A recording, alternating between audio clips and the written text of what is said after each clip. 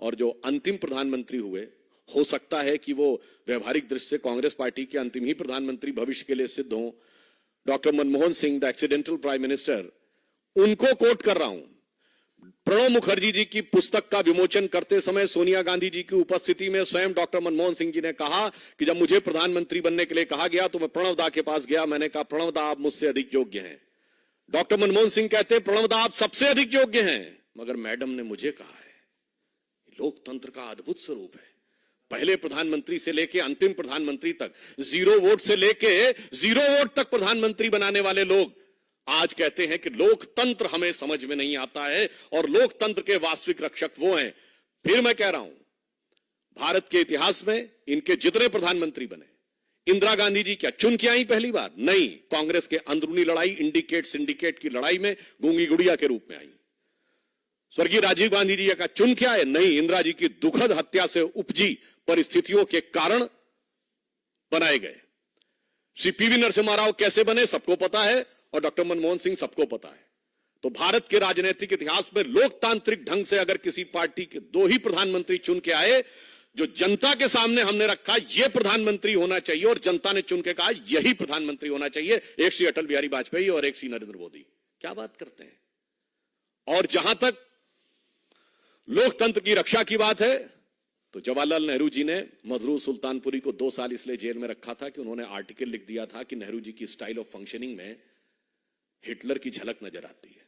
और आज हिटलर की मौत कितने क्या क्या बोला जाए, कब्र खुदेगी, कुत्ते की मौत जैसे शब्द बोलकर जलवाए जलाल से जलवा अफरोज हो रहे हैं और कह रहे हैं लोकतंत्र नहीं है। फिर आप देखिए, और इतना ही नहीं, मौलाना आजाद ने अपनी किताब इंडिया विंस फ्रीडम में लिखा है कि नेहरू जी को किसी दूसरे की तारीफ बर्दाश्त नहीं थी अपने सामने। ये वो 40 पेज हैं जो उन्होंने कहा था कि उनकी मृत्यु के 30 साल बाद प्रकाशित किए जाएं, जो 1988 में प्रकाशित हुए थे। आइए साहब, राजीव गांधी जी के जमाने में एक अखबार उनके खिलाफ लिख रहा था तो उसके ऊपर इनकम टैक्स का छापा और बिजली काट दी गई थी।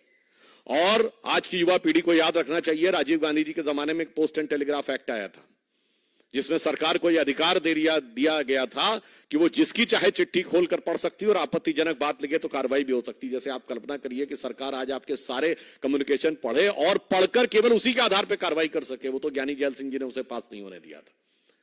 पीवी नरसिम्हा राव, अभी मैं इंदिरा जी की बात नहीं कर रहा हूं, पीवी नरसिम्हा राव, भारत की एकमात्र सरकार जो पैसा लेकर अपने को विश्वास मत प्राप्त किया, यह कोर्ट में साबित हुआ। 1994 झारखंड मुक्ति मोर्चा रिश्वत कांड, झारखंड मुक्ति मोर्चा के 3 सांसदों ने पैसे लिए 1-1 करोड़ और बैंक अकाउंट्स में बरामद हो गए वो पैसे। वैसे आज भी बरामद हो रहे हैं, बहुत थोड़े से बरामद हुए हैं, अभी तो 36 ही लाख बरामद हुए हैं, 2 ठो BMW बरामद हुई हैं। पर सोचिए कि इनकी फितरत तो कितनी पुरानी है कांग्रेस साथ गठबंधन। एकमात्र प्रधानमंत्री जो उसके बाद भ्रष्टाचार के आरोपों में अदालत की चौखट पे खड़े हुए। और उसके बाद जब सोनिया गांधी जी की छत्र छाया में मनमोहन सिंह जी की सरकार चली, तब तो हिंदू आतंकवाद जैसे शब्दों का प्रयोग करके बगैर चार्जशीट फ्रेम किए हुए लोगों को बरसों बरस जेल में रखा गया, उनके साथ अमानवीय व्यवहार किया गया, महिला कैदियों के साथ किस किस प्रकार की घटनाएं की गई वो सबको पता है। और इसके उपरांत जो लोकतंत्र की बात करते हैं, अब अगर इंदिरा जी की बात की जाए, जिस समय लोकतंत्र वास्तविकता में खत्म हुआ था, आज की पीढ़ी जो हमारी जनरेशन के भी लोग हैं उनको भी नहीं मेमोरी है, इसलिए भारत की 3/4 जनसंख्या को नहीं पता है। क्या आपको पता है कि एक बार लोकसभा का कार्यकाल बढ़ा दिया गया था, ये 5 साल से बढ़कर 6 साल? यस, इंदिरा गांधी जी के समय में इमरजेंसी में। आपको पता है कि मूल अधिकार समाप्त कर दिए गए थे। और मैं याद दिलाना चाहता हूं कि लालू प्रसाद यादव जी की बेटी का नाम मीसा है। वो क्यों है? MISA एक एक्ट था, maintenance of internal security act during emergency, जिसमें अगर किसी को जेल में डाल दिया जाए तो वो जमानत के लिए अर्जी नहीं दे सकता था, वो कोर्ट नहीं जा सकता था। एक बार जेल में गए तो अंदर, न वकील न अपील न दलील, अंदर।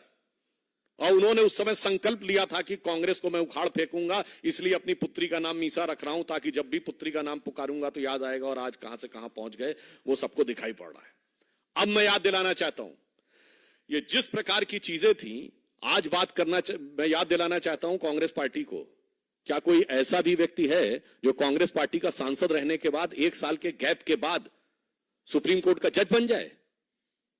जस्टिस बहरुल इस्लाम, असम हाई कोर्ट के जज, पहले जज रहे, फिर कांग्रेस के टिकट पर लोकसभा का चुनाव, फिर चुनाव नहीं हुआ तो राज्यसभा में आए, फिर राज्यसभा से हटने के बाद 1 साल के गैप के बाद सुप्रीम कोर्ट के जज बन गए।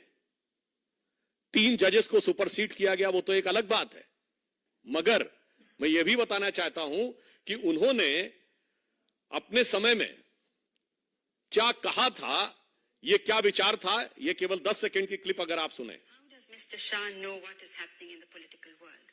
What are the forces at work which want to destroy a developing economy? Is a judge competent to decide that?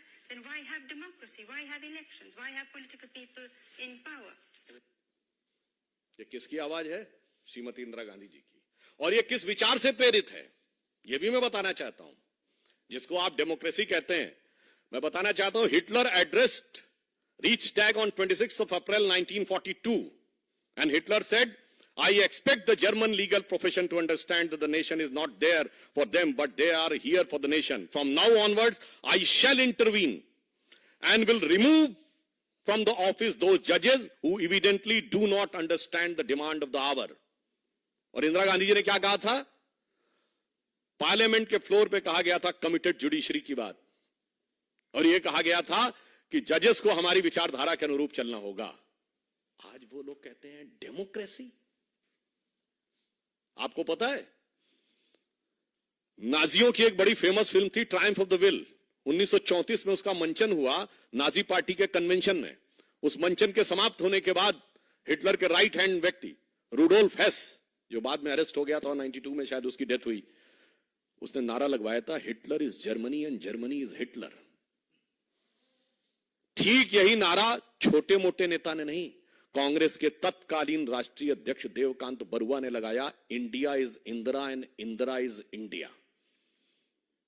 और आज तक कांग्रेस के किसी राष्ट्रीय अध्यक्ष ने उसके लिए माफी नहीं मांगी है, तो वो कांग्रेस का आज तक आधिकारिक बयान है।